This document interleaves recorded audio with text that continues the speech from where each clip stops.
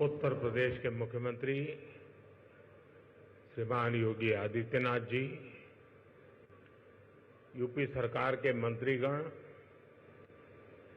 UP Bhajpa के अध्यक्ष भूपेंद्र चौधरी जी,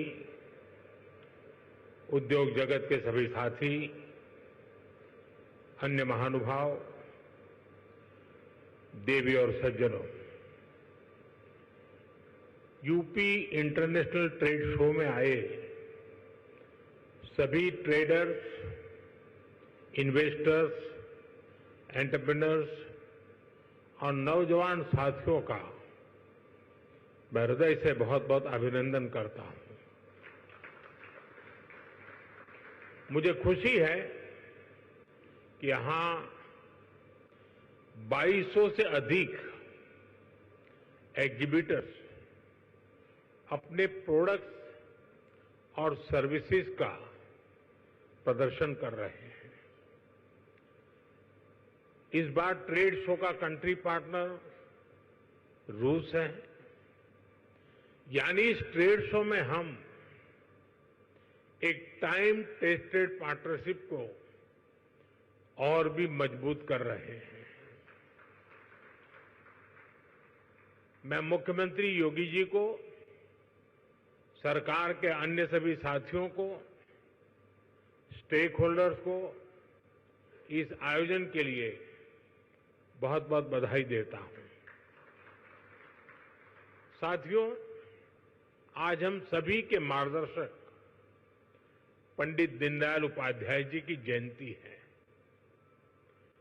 दीनदयाल जी ने हमें अंत्योदय की राह दिखाई थी।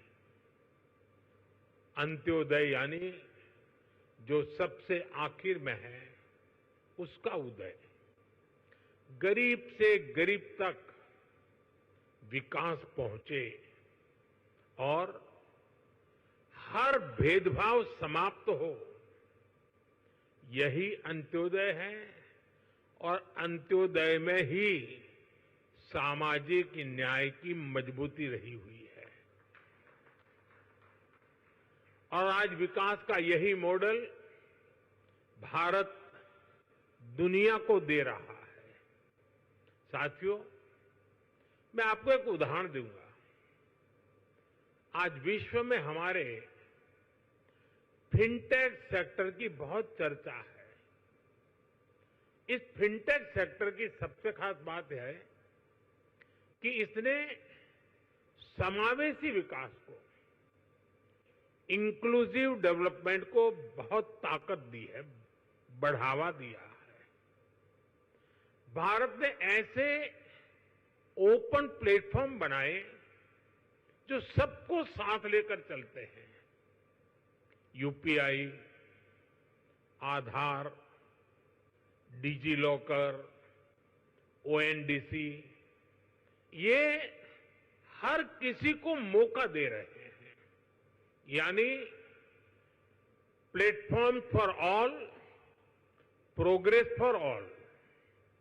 आज भारत में इसका असर हर जगह दिखाई देता है। मॉल में शॉपिंग करने वाला भी यूपीआई इस्तेमाल करता है और सड़क पर चाय बेचने वाला भी यूपीआई का इस्तेमाल करता है। फॉर्मल क्रेडिट जो कभी सिर्फ बड़ी कंपनियों को मिलता था, वही अब पीएम स्वनिधि से रेहड़ी ठेले वालों तक पहुंचता है।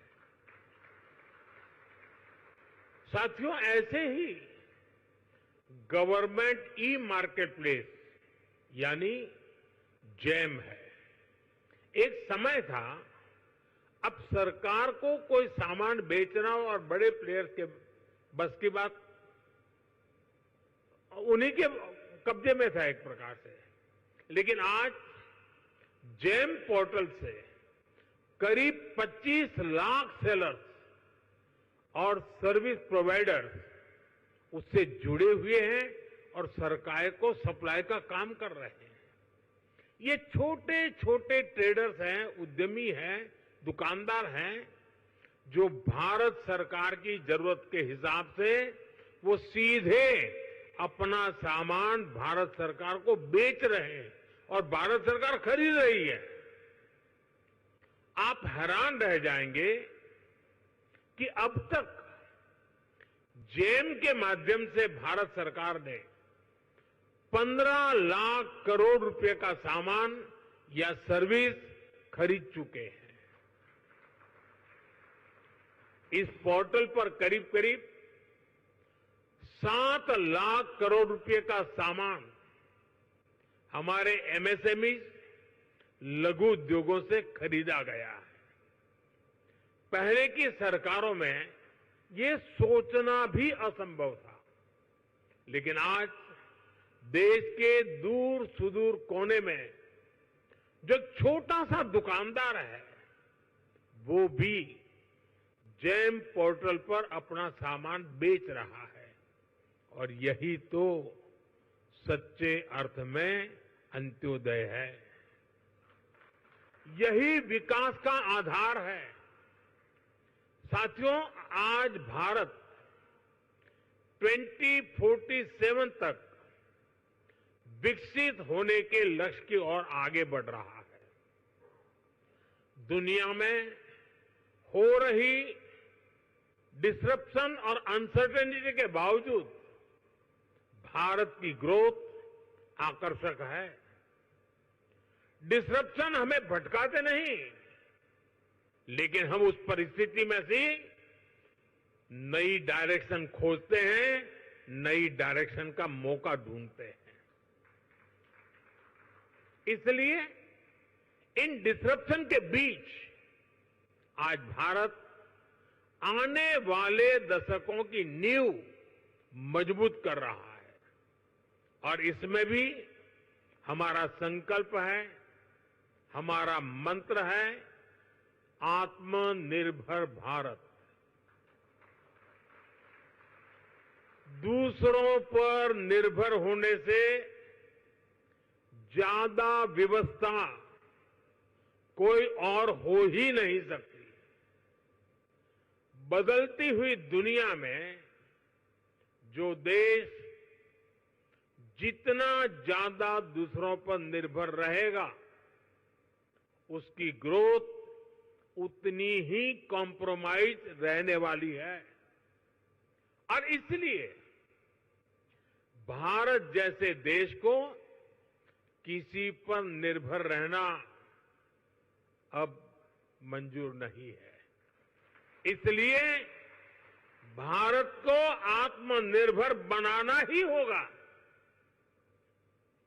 हर वो प्रोडक्ट जो हम भारत में बना सकते हैं वो हमें भारत में ही बनाना है। आज यहां मेरे सामने इतनी बड़ी संख्या में उद्यमी हैं, ट्रेडर्स हैं, एंटरप्रेन्योर्स हैं। आप इस आत्मनिर्भर भारत अभियान के बहुत बड़े स्टेक होल्डर्स हैं। मेरा आज आपसे आग्रह है, अपना बिजनेस मॉडल ऐसा बनाइए जो आत्मनिर्भर भारत को मजबूती देता हो। साथियों, आप सभी जानते हैं आज सरकार मेक इन इंडिया पर, मैन्युफैक्चरिंग पर कितना बल दे रही है। हम चिप से शिप तक भारत में बनाना चाहते हैं और इसलिए आपकी ईज ऑफ डूइंग बिजनेस के लिए हम लगातार काम कर रहे हैं। सरकार ने 40,000 से ज्यादा कंप्लायंस खत्म किए हैं। व्यापार कारोबार में होने वाली जिन छोटी छोटी गलतियों पर आपके खिलाफ केस होता था, ऐसे सैकड़ों नियम उनको सरकार ने डीक्रिमिनलाइज कर चुकी है। सरकार आपके साथ कंधे से कंधा मिलाकर चल रही है। लेकिन साथियों, मेरी कुछ अपेक्षाएं भी हैं जो मैं जरूर आपके साथ शेयर करूंगा। आप जो भी मैन्युफैक्चर कर रहे हैं वो बेस्ट क्वालिटी का होना चाहिए, उत्तम से उत्तम होना चाहिए। आज देशवासियों के मन में ये बात है कि स्वदेशी उत्पादों की क्वालिटी में लगातार सुधार होता रहे, यूजर फ्रेंडली हो, लंबे समय तक काम आने वाले हो। इसलिए क्वालिटी से कोई भी कॉम्प्रोमाइज नहीं होना चाहिए। आज देश का हर नागरिक स्वदेशी से जुड़ रहा है, वो स्वदेशी खरीदना चाहता है। गर्व से कहो ये स्वदेशी है। इस भावना को आज हम चारों तरफ अनुभव कर रहे हैं। हमारे ट्रेडर्स को भी इस मंत्र को अपनाना है। जो भारत में उपलब्ध है उसे ही प्राथमिकता देनी है। साथियों, एक अहम विषय रिसर्च का है। हमें रिसर्च में इन्वेस्टमेंट बढ़ाना है, कई गुना बढ़ाना है। इनोवेशन के बिना दुनिया ठहर जाती है, व्यापार भी ठहर जाता है, जिंदगी भी ठहर जाती है। और सरकार ने इसके लिए जरूरी कदम उठाए हैं। अब रिसर्च में प्राइवेट इन्वेस्टमेंट के लिए सबको आगे आना ही होगा। ये समय की मांग है।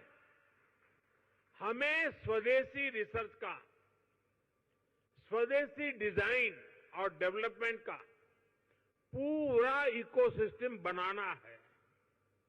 साथियों, इन्वेस्टमेंट के लिए हमारा उत्तर प्रदेश भी अद्भुत संभावनाओं से भरा हुआ है। बीते कुछ वर्षों में यूपी में कनेक्टिविटी की जो क्रांति हुई है उसने लॉजिस्टिक कॉस्ट को बहुत कम कर दिया है। यूपी देश में सबसे ज्यादा एक्सप्रेस वे वाला प्रदेश बन चुका है। यूपी देश के सबसे अधिक इंटरनेशनल एयरपोर्ट वाला प्रदेश है। ये देश के 2 बड़े डेडिकेटेड फ्रेट कॉरिडोर का हब है। हेरिटेज टूरिज्म में भी यूपी नंबर 1 है। नमामि गंगे जैसे अभियानों ने यूपी को क्रूज टूरिज्म के लिए उसके मैप पर ला करके अपना स्थान बना दिया है। वन डिस्ट्रिक्ट वन प्रोडक्ट ने यूपी के अनेकों जिलों के प्रोडक्ट को इंटरनेशनल मार्केट में पहुंचा दिया है। और मुझे तो विदेशी मेहमानों से मिलना होता है तो आजकल मुझे कोई क्या देना है बहुत ज्यादा सोचना नहीं पड़ता है। ये वन डिस्ट्रिक्ट वन प्रोडक्ट का कैटलॉग हमारी टीम देख लेती है, बस उसे दुनिया भर के देश के लोगों को मैं दे देता हूं। साथियों, मैन्युफैक्चरिंग में भी यूपी नए रिकॉर्ड बना रहा है।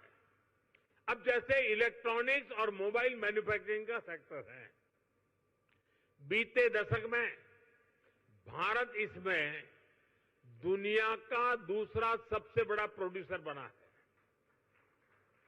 और इसमें यूपी का रोल बहुत बड़ा है। आज पूरे भारत में जितने मोबाइल फोन बनते हैं उसमें से लगभग 55% मोबाइल यहां उत्तर प्रदेश में बनते हैं। यूपी अब सेमीकंडक्टर सेक्टर में भी भारत की आत्मनिर्भरता को मजबूती देगा। यहां से कुछ किलोमीटर दूर ही एक बड़ी सेमीकंडक्टर फैसिलिटी पर काम शुरू होने वाला है। साथियों, एक और उदाहरण डिफेंस सेक्टर का है। हमारी सेनाएं स्वदेशी चाहती हैं, दूसरों पर निर्भरता को कम करना चाहती हैं। इसलिए भारत में ही हम एक वाइब्रेंट डिफेंस सेक्टर डेवलप कर रहे हैं। पुर्जे पुर्जे पर मेड इन इंडिया की छाप हो, हम ऐसा इकोसिस्टम बना रहे हैं। और यूपी इसमें भी बड़ी भूमिका निभा रहा है।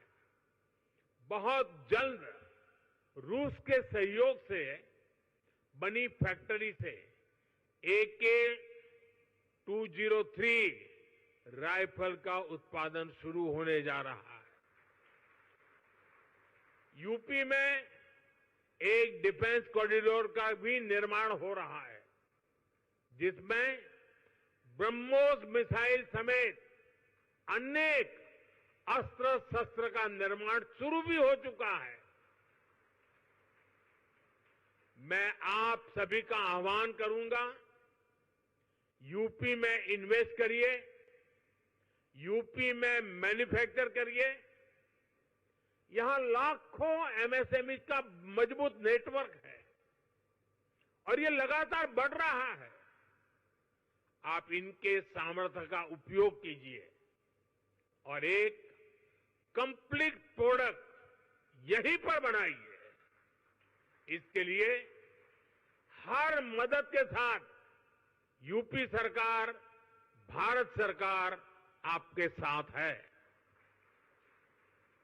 साथियों, आज भारत रिफॉर्म, परफॉर्म, ट्रांसफॉर्म के कमिटमेंट के साथ अपनी इंडस्ट्री, अपने ट्रेडर्स, अपने नागरिकों के साथ खड़ा है।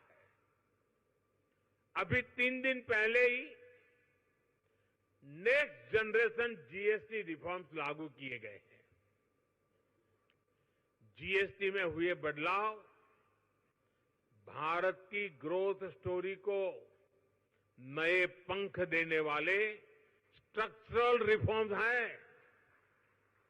इन रिफॉर्म से जीएसटी रजिस्ट्रेशन आसान होगा, टैक्स डिस्प्यूट्स कम होंगे और एमएसएमई को रिफंड भी तेजी से मिलेंगे।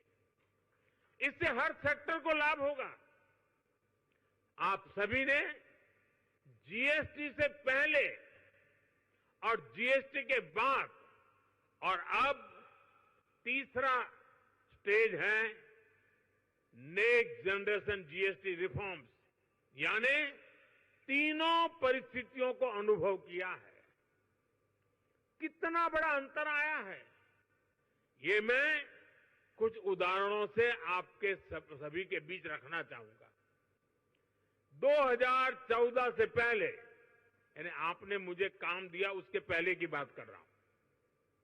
2014 से पहले इतने सारे टैक्स थे, यानी एक प्रकार से टैक्स का जंजाल था और उसके कारण बिजनेस की कॉस्ट और परिवार का बजट दोनों ही कभी भी संतुलित नहीं हो पाते थे।